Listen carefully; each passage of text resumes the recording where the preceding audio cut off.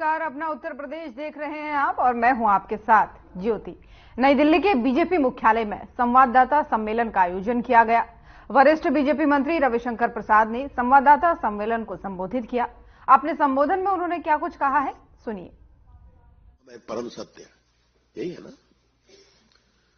तो फिर पूछ रहा हूं डीएमके से और इंडिया गठबंधन के सहयोगियों से, राम को दुश्मन बताना, क्षमा करें ये शब्द मेरे नहीं है, तो क्या आपकी हिम्मत है कि अन्य पंथों के ईश्वर के बारे में इस तरह की आप अपमानजनक टिप्पणी कर सकते हैं और आपको करने दिया जाएगा? कृपया करके हिंदू सेंटिमेंट को इस तरह से अपमानित नहीं करें, हिंदू आस्था को इस तरह से लज्जित नहीं करें, ये हम कहना चाहेंगे।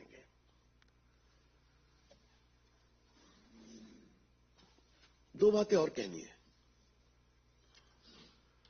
आप अपनी हताशा में मोदी जी को कितना गाली पढ़ेंगे? हर बार पिटते हैं फिर भी नहीं सुधरते। 14 में पिटे, 19 में पिटे, अब की बार सुपड़ा साफ होने की स्थिति बन रही है, फिर भी क्या क्या मैंने ऐसे शब्दों का प्रयोग मोदी जी के बारे में किया गया है। वो जो बीबीसी का एक क्या था, मुस्लिम्स वर स्लॉटर्ड इन ग्रुप्स, जबकि भारत के सुप्रीम कोर्ट ने सबको गलत पाया, उसी को रिपीट किया जा रहा है। और मोदी जी के बारे में क्या क्या शब्दों का प्रयोग किया गया, हम इसकी पूरी भर्त्सना करते हैं। मैं अपने क्षेत्र से कल रात में ही आया तो लगा कुछ टिप्पणी लालू प्रसाद में भी करना चाहिए। कुछ मैंने पटना में की थी, आज इच्छा है करने की, थोड़ा विस्तार से पार्टी के राष्ट्रीय मंच पर। लालू जी, आपने कहा कि मोदी जी को कोई संतान नहीं है और मोदी जी हिंदू नहीं है, और जब वो कह रहे थे तो अपने पूरे परिवार को मंच पर बैठा करके दिखावा कर रहे थे, याद है ना आपको? उनकी पार्टी के मंच पर कौन बैठता है उनका विषय है, लेकिन दोनों बेटा का हाथ पकड़ के पंचायती दिखा रहे थे। तो लालू जी, आप राम मनोहर लोहिया की बात करते हैं, कर्पूरी ठाकुर जी की बात करते हैं, यही सीखा है आपने? यही सीखा है आपने कि मेरा सामाजिक न्याय मेरे परिवार का सम्मान है, बस। इस सामाजिक न्याय से ढकोसला कुछ हो नहीं सकता। और लालू जी, आपको किसने अधिकार दिया कि आप सर्टिफिकेट दें हिंदू कौन है कौन नहीं है? तो आपसे पूछ रहा हूं, हिम्मत तो आपको हुई नहीं प्रभु राम का दर्शन करने के निमंत्रण के बावजूद। तो आज जो डीएमके ने कहा है कि राम इज एन एनिमी, क्या कह रहा है आप लालू जी? जवाब दीजिए इसका आप। ये सवाल उन पर भी लागू होता है। और इन सभी टिप्पणियों की हम बहुत भर्त्सना करते हैं। मित्रों, मुझे एक अंतिम बात कहनी है इसमें। जिस तरह से मोदी का परिवार ये मुहिम देश में चल पड़ी है, इसकी लोकप्रियता देख करके हम सभी भावुक हैं। कहां कहां से, और सही भी है, जिसका कोई नहीं उसके नरेंद्र मोदी है, ये काम करके दिखाया उन्होंने। कल मैं अपने क्षेत्र में बहुत लाभार्थियों के बीच में घूम रहा था, उनके भाव को मैंने देखा है और बाकी जगह भी देखते हैं। तो मित्रों, ये तो बन गया, लेकिन टीएमसी के एक विधायक है रामेंद्र सिंह राय, वो तो कमाल की बात की है। एक विधायक का हमको नोटिस नहीं लेना था, लेकिन क्या कहा है, मंदिर में तो भगवान की प्राण प्रतिष्ठा ब्राह्मण करते हैं, इमाम करते हैं, तो नरेंद्र मोदी ने कैसे कर दिया प्राण प्रतिष्ठा? ये कौन सी सोच है? जिस सनातन में माता सबरी को स्थान मिलता है, जिस सनातन में निषाद राजा को सम्मान मिलता है, जिस सनातन में संत रविदास को एक बड़ा संत कहते हैं, ये क्या कह रहे हैं कि नरेंद्र मोदी ब्राह्मण नहीं है तो कुछ जाने का अधिकार नहीं है? ये बहुत ही कुत्सित सोच है। ममता जी, आप खामोश क्यों हैं? आपने कुछ बोलबेन की? कि खाली काली मंदिर में जाकर दर्शन करेंगे ममता जी। हम इसकी बहुत भर्त्सना करते हैं। इसलिए ये जो टिप्पणी की गई है वो देश के गरीबों का अपमान है, देश के पिछड़ों अति पिछड़ों का अपमान है कि कोई पिछड़ा मंदिर में प्राण प्रतिष्ठा नहीं कर सकता। ये सोच है सामंतवादी सोच इन लोगों की, और हमें टिप्पणी करते हैं। बस मित्रों, मुझे अपनी ओर से इतना ही कहना था। If any questions I am available. Himanshu.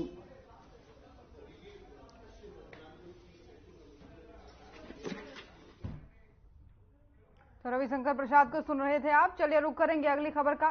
Seoul में कोरिया नेशनल डिप्लोमेटिक अकादमी में विदेश मंत्री एस जयशंकर ने लोगों को संबोधित किया है।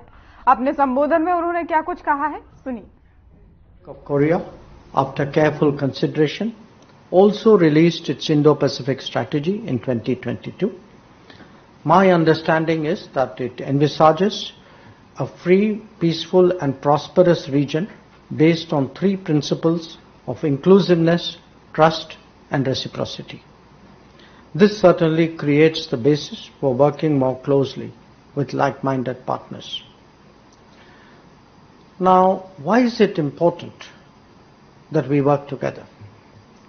Part of the answer lies in the opportunities of the emerging world, especially those pertaining to new technologies.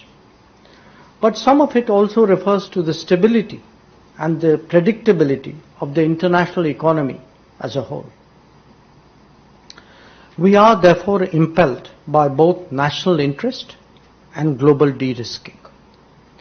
To appreciate that, let us consider the factors of current volatility. In the last 4 years, we have seen the global economy and even global society devastated by the COVID-19 pandemic. Quite apart from the damage that it wrought, it completely disrupted the flow of goods and services. Thereafter, we are witnessing two conflicts that are still ongoing, one in Ukraine and the other in the Middle East. The latter has spread to the Red Sea, threatening maritime shipping between Asia and Europe.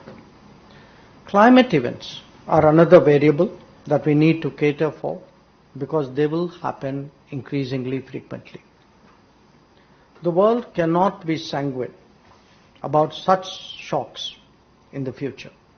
On the contrary, we have to prove ourselves by creating redundant, reliable and resilient supply chains.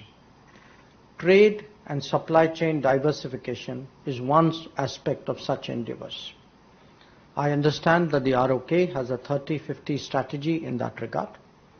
The point is that our efforts, individually or together, can make a difference to the larger picture. Now, the same calculations also apply in large measure to the digital domain. But there is the added factor of trust and transparency as well. Data privacy and cyber security are increasingly crucial concerns for nations as much as for individuals. It is not enough to come up with reactive steps or preventive firewalls. There are structural solutions that are based on trusted vendors and trusted geographies. We have to recognize the imperatives of strategic trade and adjust our policies accordingly.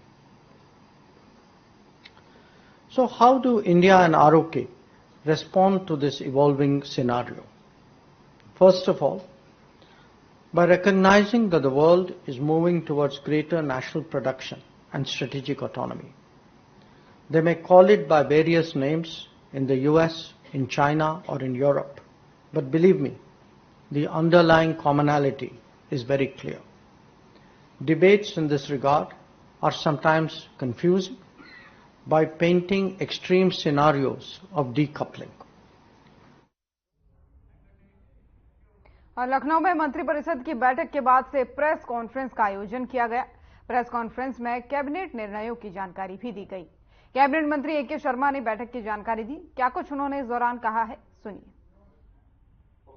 आज एक बहुत ही महत्वपूर्ण विषय किसानों से संबंधित माननीय मुख्यमंत्री जी ने, माननीय वित्त मंत्री जी के कृपा से मंत्रिमंडल ने मंजूर किया है, जो किसानों के बिजली बिल पर 100% छूट देने से संबंधित है। आप सबको मालूम है कि भारतीय जनता पार्टी ने चुनाव के दरमियान माननीय मुख्यमंत्री जी ने, हमारे सभी नेतृत्व ने इस बात की घोषणा किया था कि किसानों को 100% उनके निजी नलकूप के बिलों पर छूट दी जाएगी। उसी घोषणा के अनुरूप आज ये मंत्रिपरिषद ने निर्णय लिया है 100% छूट का। आपको कुछ मैं डिटेल इसके दे दूं तो राज्य में ग्रामीण नलकूप लगभग 14,73,000 हैं और शहरी नलकूप 5,188 हैं। दोनों ही प्रकार के नलकूपों पे, क्योंकि कई बार ग्रामीण क्षेत्र जो है वो शहर बन जाता है, नगर पंचायत बन जाता है। अभी कुछ ही दिन पहले हमारे ही कार्यकाल में लगभग 200 ग्राम पंचायतों को नगर पंचायत हमने बनाया। तो इस बार हमने शहरी और ग्रामीण का फर्क मर्ज कर दिया, खत्म कर दिया है। नलकूप को एक नलकूप के तरह हमने ट्रीट करने का निर्णय लिया है। ये इस आज के निर्णय का एक बहुत ही महत्वपूर्ण अंश है। इन 14,78,000 कुल जो नलकूप होते हैं, 1473 ग्रामीण और 5188 शहरी, इस प्रकार कुल 1478 है। और आप सबको ये भी मालूम है कि मेरे पास खुद ट्यूबवेल है, इसलिए मैं कह रहा हूं, अपने अनुभव से बचपन से मैं देख रहा हूं ट्यूबवेल की एक ट्यूबवेल पर लगभग 4 से 5, 6, 7, 8 किसान भी उसकी सहभागिता में उससे लाभान्वित होते हैं, 10 तक लाभान्वित होते हैं, जिसका खेत और नाली हो जाता है। तो इस प्रकार लगभग 1.5 करोड़ किसानों को ये इस घोषणा से फायदा होने वाला है। और उनके 1.5 करोड़ किसानों के अगर 5 के हिसाब से अगर आप देखें तो लगभग 6-7 करोड़ लोगों को, परिवारों को अगर 5 गुना किया जाए तो 6-7 करोड़ लोगों को, ये किसान लोगों को फायदा होने वाला है। आज के प्रस्ताव में ये था कि 100% जो है उनको किसानों को छूट दिया जाएगा। किसानों को 1/4/2023 से कोई भी बिल अब देने की आवश्यकता नहीं रहेगी। उनको पूरी तरह से मुक्त किया, छूट दी गई है। जो उसके पहले का अगर कोई बकाया है तो उसके लिए हम लोग एक ब्याज रहित योजना लेकर के आएंगे और उसका भी क्रियान्वयन आने वाले दिनों में किया जाएगा। तो ये बहुत ही महत्वपूर्ण एक घोषणा है। 2022-23 में, 23-24 में, मतलब ये वर्तमान वित्तीय वर्ष जो पूरा हो रहा है उसमें माननीय मुख्यमंत्री जी ने, माननीय वित्त मंत्री जी ने 2400 करोड़ रुपए का प्रावधान किया है हमारे बिजली विभाग के लिए, इस योजना को कार्यान्वित करने के लिए। और उसी प्रकार 2024-25 के बजट में भी 1800 करोड़ रुपए का इस कार्य के लिए प्रावधानित किया गया है। तो हमारे पास धन भी है और सारी व्यवस्थाएं हैं। अब हम किसानों को, उनको बहुत बहुत बधाई और बहुत बहुत शुभकामना देते हैं कि माननीय मुख्यमंत्री जी ने, माननीय वित्त मंत्री जी ने, माननीय मंत्रिमंडल ने हमारे इस प्रस्ताव को मंजूरी दिया है। दूसरा प्रस्ताव हमारा है, ये भी एक बहुत ही महत्वपूर्ण प्रस्ताव है। आप सबके संज्ञान में है कि पिछले साल 2023 में जो ग्लोबल इन्वेस्टर समिट हुई थी उसमें हमने एनटीपीसी के साथ 2 बहुत बड़े करार किए थे, बहुत बड़े एग्रीमेंट किए थे। एक था ओबरा में ही, मतलब डी नाम की परियोजना कार्यान्वित करने के लिए 800 मेगावाट की 2 इकाइयां लगाने का, और उसके लिए हमने पिछले साल जुलाई में ही, लगभग 1 साल पहले, माननीय मंत्रिमंडल की मंजूरी लेकर के उसकी प्रक्रिया को हमने आगे बढ़ा दिया गया है और वो पावर प्लांट जो है 1600 मेगावाट का, वो बनने की दिशा में आगे बढ़ रहा है। उसी प्रकार एक दूसरा प्रस्ताव था कि अनपरा में भी हम 800 मेगावाट के 2 पावर प्लांट एनटीपीसी की सहायता से लगाएंगे। यह भी पिछले ग्लोबल इन्वेस्टर समिट में हमने साइन किया था। आज मैं माननीय मंत्रिमंडल को, माननीय मुख्यमंत्री जी को धन्यवाद करूंगा कि उन्होंने 50% की सहभागिता के साथ राज्य सरकार और एनटीपीसी के संयुक्त उद्यम में 800 मेगावाट की 2 इकाइयां अनपरा में लगाने का भी आज हमको मंत्रिमंडल की मंजूरी मिली है। इस प्रोजेक्ट की कुल कीमत 8,624 करोड़ रुपए बनती है और ये लगभग 50 महीनों में पहली यूनिट इसकी कार्यान्वित हो जाएगी और अगले 6 महीने में, मतलब 56 महीने में इसकी दूसरी यूनिट कार्यान्वित हो जाएगी। 30% इसमें इक्विटी होगी जो राज्य सरकार और एनटीपीसी आपस में वहन करेंगे 50-50% के हिसाब से, और 70% हम परियोजना को ऋण लेकर के इसको हम कार्यान्वित करने वाले हैं। आप सबको मालूम है कि चूंकि कोयले की खदान जो एनसीएल है वहीं से हमको कोयला इससे मिलेगा, नजदीक में खदान है, इसलिए ये बहुत ही सस्ती बिजली उत्तर प्रदेश के उपभोक्ताओं को मिलने का प्रबंध हो गया है। आपको ये भी बता दूं कि इसी प्रकार एनटीपीसी के, तो आज के प्रस्ताव में तो इतना ही था, लेकिन आपकी जानकारी के लिए कि पिछले दिनों ऊर्जा उत्पादन के क्षेत्र में बहुत ज्यादा प्रगति हुई है। जवाहरपुर का हमारा 660 मेगावाट का प्लांट जो है वो कमीशन हो चुका है। ओबरा सी का 600 मेगावाट का प्लांट कमीशन हो चुका है, और साथ ही मेजा में भी एनटीपीसी के सहयोग से हम लोग 800 की 3 यूनिटें लगाने की दिशा में भी हमारी कार्रवाई आगे बढ़ रही है। उसकी भी औपचारिकताएं जल्दी पूरी की जाएंगी। इस प्रकार उत्तर प्रदेश को हमारी बढ़ती हुई ऊर्जा की मांग को देखते हुए हम आत्मनिर्भर और सरप्लस बनाने की दिशा में हम आगे बढ़ रहे हैं। दूसरा एक प्रस्ताव था हमारा जो नेवेली कॉर्पोरेशन है पावर का, उसमें उसके तहत घाटमपुर का जो हमारी 660 मेगावाट की 3 यूनिटें हैं सुपर क्रिटिकल, उनका कार्यान्वयन हो रहा है। उनको लोन लेने के लिए उनके पास जो जमीन है प्रोजेक्ट की, उसको मॉर्गेज करने की आवश्यकता पड़ती है। उसमें कई बार ये ऐसा देखा गया है कि बहुत ज्यादा स्टैंप ड्यूटी और रजिस्ट्रेशन फी लग जाती है, तो उसकी मुक्ति के लिए, माफी के लिए हम लोग माननीय मंत्रिमंडल के समक्ष आए थे।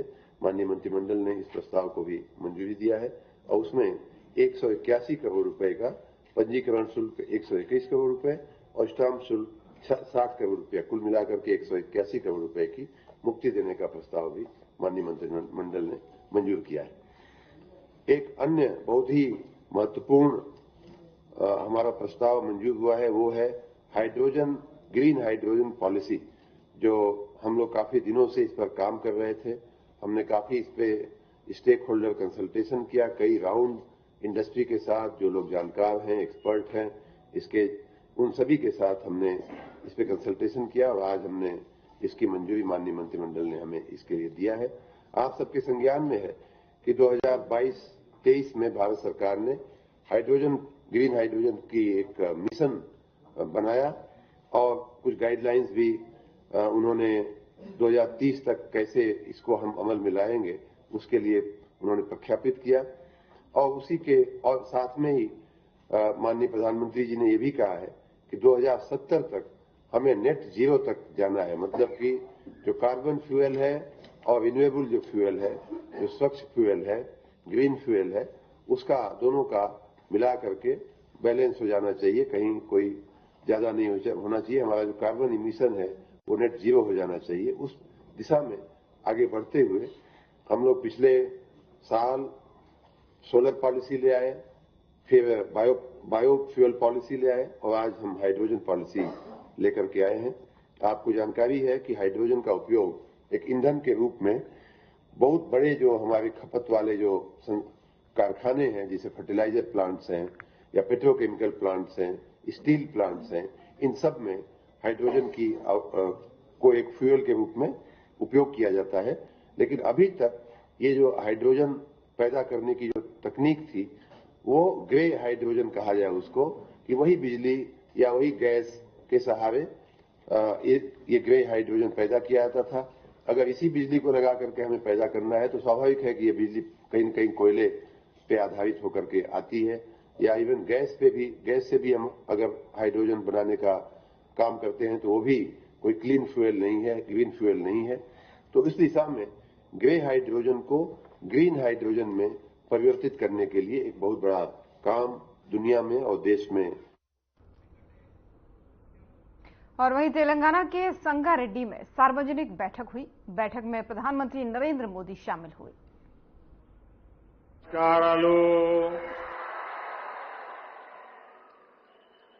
आज आज मैं लगातार दूसरे दिन तेलंगाना में हूं। जितना उत्साह मैं तेलंगाना के लोगों में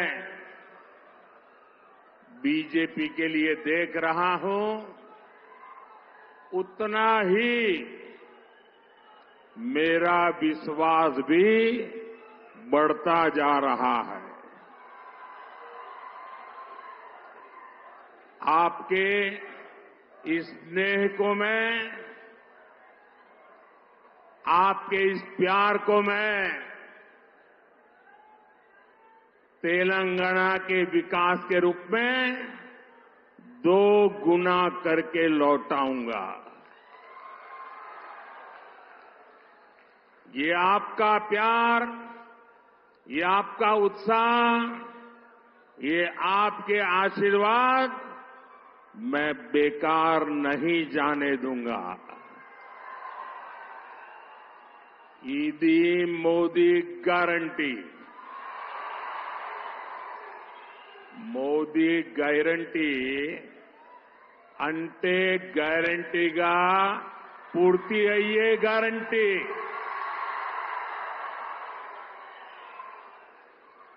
और साथियों, आप भी जानते हैं कि मोदी जो कहता है वो करके दिखाता है। मैंने आपसे कहा था कि हम सब मिलकर भारत को पूरे विश्व में एक नई ऊंचाई पर ले जाएंगे। आज आप देख रहे हैं कि कैसे भारत पूरे विश्व में आशा की किरण बनकर नई ऊंचाई छू रहा है। और मैंने देखा है कि विदेशों में हमारा जो डायस्पोरा है ना, इसमें हमारे तेलुगु भाषी बहुत बड़ी मात्रा में है। और ये हमारे तेलुगु भाषी आज दुनिया में जब वो कहते हैं ना मैं हिंदुस्तान का हूं, उसका भी डंका जम जाता है। होता है कि नहीं होता है? आपको गर्व होता है कि नहीं होता है? आपका माथा ऊंचा होता है कि नहीं होता है? साथियों, हमने जम्मू कश्मीर से आर्टिकल 370 के अंत की बात कही थी, आर्टिकल 370 हटाने की बात कही थी। ये वादा बीजेपी ने पूरा किया कि नहीं किया? करके दिखाया कि नहीं दिखाया? और ये काम इतना बड़ा हुआ है कि आजकल आर्टिकल 370 फिल्में बन रही हैं और बहुत पॉपुलर हो रही है। पहली बार देश में इतिहास की इन विषयों में इस फिल्म के माध्यम से लोगों में रुचि दिखाई दे रही है, इंटरेस्ट दिखाई दे रहा है। साथियों, हमने कहा था कि हम सब मिलकर अयोध्या के भव्य मंदिर में भगवान राम का स्वागत करेंगे। स्वागत किया कि नहीं किया? शान से किया कि नहीं किया? गौरव से किया कि नहीं किया? हिंदुस्तान के हर व्यक्ति ने किया कि नहीं किया? पूरे भारत ने किया कि नहीं किया? दुनिया भर में भारतीयों ने किया कि नहीं किया? मोदी की गारंटी हुई कि नहीं हुई? मोदी ने आपसे कहा था कि भारत आर्थिक तरक्की का नया अध्याय लिखेगा। आज दुनिया की सबसे तेजी से विकास होने वाली, विश्व की सबसे तेज बढ़ती इकोनॉमी हमारा हिंदुस्तान है कि नहीं है? अब मैं आपको ये पूछूं, क्या मोदी की गारंटी पूरी हुई कि नहीं हुई? मोदी की गारंटी का मतलब पक्का है कि नहीं है? अब मैं आज आपको ये गारंटी दे रहा हूं। तो पीएम मोदी को सुन रहे थे आप। बुलेटिन में फिलहाल इतना ही। नमस्कार।